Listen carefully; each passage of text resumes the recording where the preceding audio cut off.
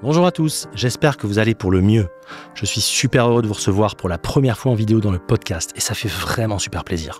Alors pour ceux qui écoutent cet épisode via les plateformes de podcast, c'est-à-dire en audio uniquement, sachez qu'il est également disponible en version vidéo via ma chaîne YouTube. Au passage, n'hésitez pas à vous y abonner pour ne rien louper. Vous y verrez donc toutes les pièces dont je vais parler pour cet épisode exceptionnel. Alors exceptionnel pourquoi ? Parce que comme je viens de le dire, c'est la première fois que je vous propose ce format filmé. En effet, beaucoup d'entre vous me le demandaient depuis un moment et vous me connaissez, je ne résiste pas au plaisir de vous faire plaisir. Donc s'il vous plaît, dites-moi en commentaire si ce format vous plaît, sachant que je continuerai à produire, ne vous inquiétez pas, des podcasts exclusivement audio, des podcasts de plusieurs heures comme vous les aimez. Mais je vais aussi vous proposer de plus en plus ce double format podcast vidéo. Pour ouvrir le bal, je vous propose un sujet qui devrait vous plaire, à savoir une battle, mais pas n'importe laquelle.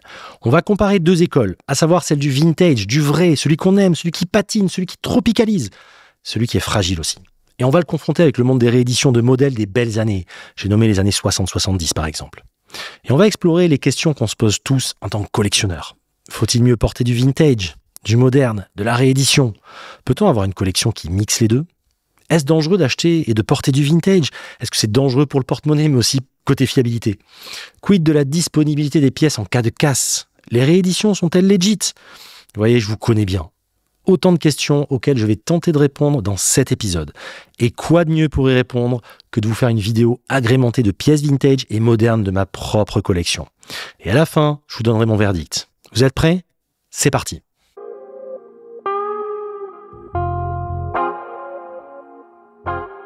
Pour cette battle, j'ai décidé d'opposer deux familles. Tout d'abord, celle du vintage. Et pour ça, je vous ai choisi une ambassadrice de choix, une que vous aimez particulièrement. J'ai nommé l'Universal Genève Paul Reuter.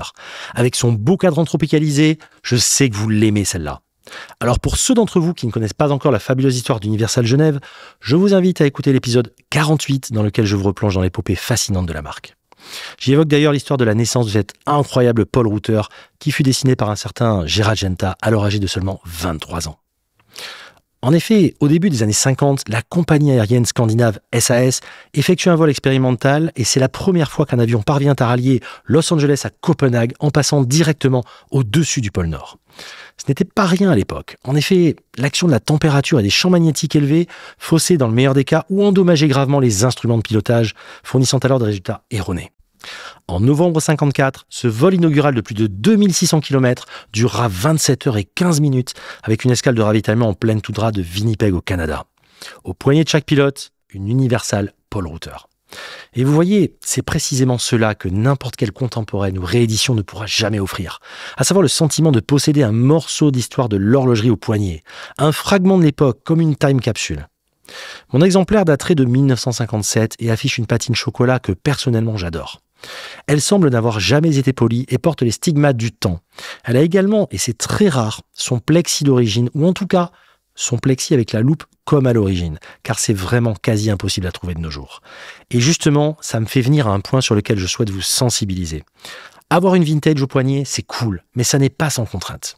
La fragilité par exemple. Une vintage ne se porte pas comme une moderne. Et surtout, elle demande plus de soins, plus d'attention et ne peut être portée en toutes circonstances.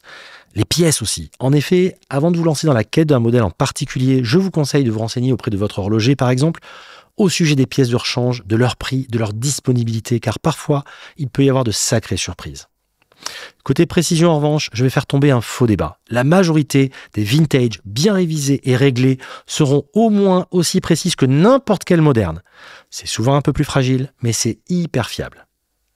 Enfin, et vous savez que je dis souvent dans le podcast, le vintage a selon moi 3 gros avantages. On se fait plaisir pour des sommes plus raisonnables. Par exemple, on peut encore facilement trouver des pièces et des pépites à moins de 2000 €. Aussi, on a une pièce unique, une pièce que personne d'autre ne possède, une pièce qui a patiné avec le temps et dont la patine ne ressemblera pas à la patine d'une autre montre. On possède un vrai morceau d'histoire, le témoin d'une époque. Et vous savez, tout ça, ça n'a pas de prix. Mais, car il y a toujours des mais, on ne peut pas toujours les porter, car elles peuvent s'avérer inadaptées à nos modes de vie contemporains. L'étanchéité est parfois trop faible ou inexistante, par exemple. Sans être plongeur, ne serait-ce que par rapport à la transpiration, éviter une vintage non étanche un jour de canicule, par exemple. Aussi, il faut apprendre à accepter que ces mamies soient parfois perfectibles. Mais tout ça fait partie du charme, en fait.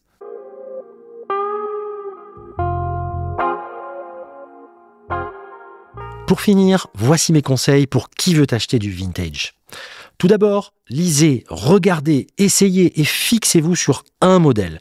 Une ref dont vous allez tout apprendre. Alors quand je dis tout apprendre, c'est vous documenter et avoir le maximum d'informations. Ou alors faites-vous accompagner tout simplement.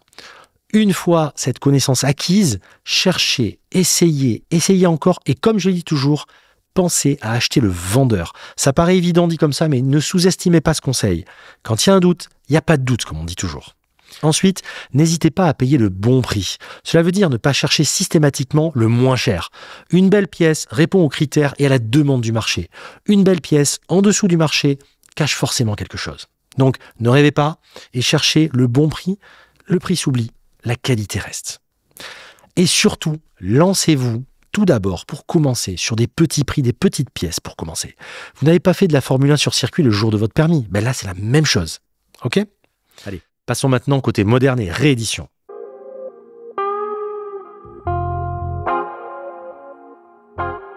Pour cette battle, j'ai décidé de vous proposer 2 sous-familles, à savoir 2 rééditions ultra fidèles aux versions originales. Dans la catégorie réédition, je vous propose donc l'Omega Speedmaster 60e anniversaire et comme il en faut pour tous les budgets, une Nevada F77 cadran fumé. Oui, la fameuse, celle qu'on aime. L'Omega Speedmaster 60e anniversaire est une montre que j'aime beaucoup et je vais vous expliquer pourquoi. Tout d'abord, elle est une très fidèle réédition de la fameuse Speedmaster de 1957, la ref 2915. C'est d'ailleurs la première fois en 2017 qu'Omega suit aussi fidèlement les codes du vintage, sans modification esthétique d'aucune sorte. Elle reprend donc la boîte anse droite et le diamètre originel des speeds de cette époque, mais aussi la littérature minimaliste du cadran, à savoir juste Omega Speedmaster, et ce fameux logo appliqué dont on dit qu'il serait en or blanc. Ajoutez à cela les poussoirs champignons plus petits que sur une professionnelle, l'absence de protège-couronne, les aiguilles bras d'arrow, le plexidome siglé en son centre et les longs index artificiellement vieillis, et vous avez à mon sens une des plus belles versions de la Speed. Alors attention, disclaimer, effectivement, elle n'a pas le mouvement 321 roue à colonne de la 2915, mais bien un 861. Bon, ok, c'est moins noble, mais ça fait le job et c'est très bien. Et je l'adore quand même. Sachant qu'une vraie 2915 de 57 coûte globalement entre 80 et 150 000 euros. Avec cette édition qu'on peut trouver autour des 7-8 000 euros, on a le grand frisson, l'originalité car elle ne ressemble à aucune autre Speed, le plaisir de ce design unique allié à la robustesse d'une pièce contemporaine. Et c'est là où je voulais en venir. Ce que je trouve vraiment cool avec les rééditions, c'est qu'on a un peu le meilleur des deux mondes, à savoir tout ce qu'on aime du vintage, mais sans les contraintes. Vous savez, c'est un peu comme si Mercedes ressortait maintenant une belle SL Pagode de 64, mais 9 0 kg. T'imagines ? Mais si je dois être complètement honnête, le revers de la médaille, c'est que vous n'avez ni vraiment une vintage, ni vraiment une moderne.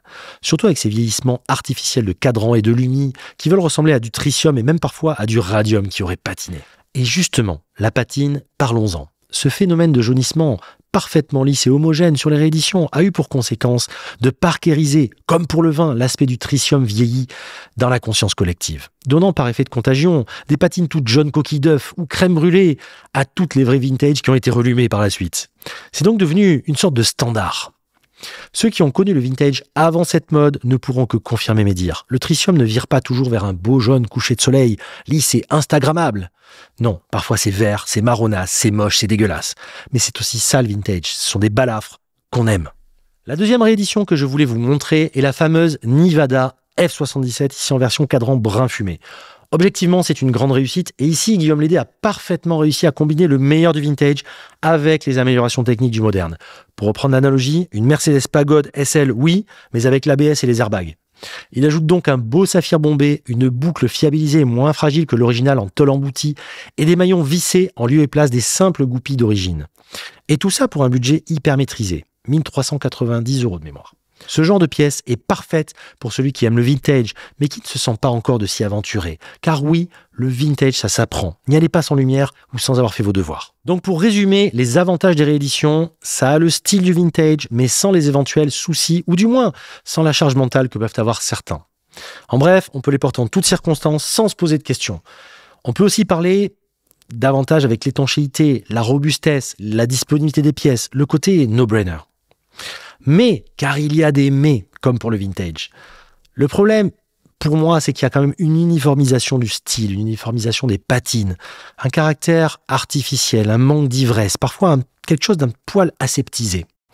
Et surtout, il n'y a pas le plaisir de la quête. Et sachez que ce plaisir représente beaucoup pour un collectionneur de vintage. Et si vous commencez à collectionner du vintage à petit prix, puis vous montez dans les échelons, vous verrez que ce plaisir, il est incroyable.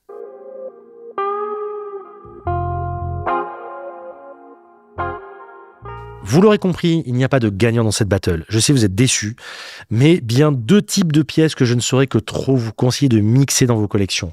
Mixer du vintage avec du contemporain, avec du moderne, etc. C'est très cool de faire ça. Vous verrez, le plaisir est clairement dans la variété. Donc, mon dernier conseil est le suivant, mixez les deux. Prenez ce qu'il y a de bon dans chacun des univers et vous allez voir que vous allez sacrément kiffer, croyez-moi.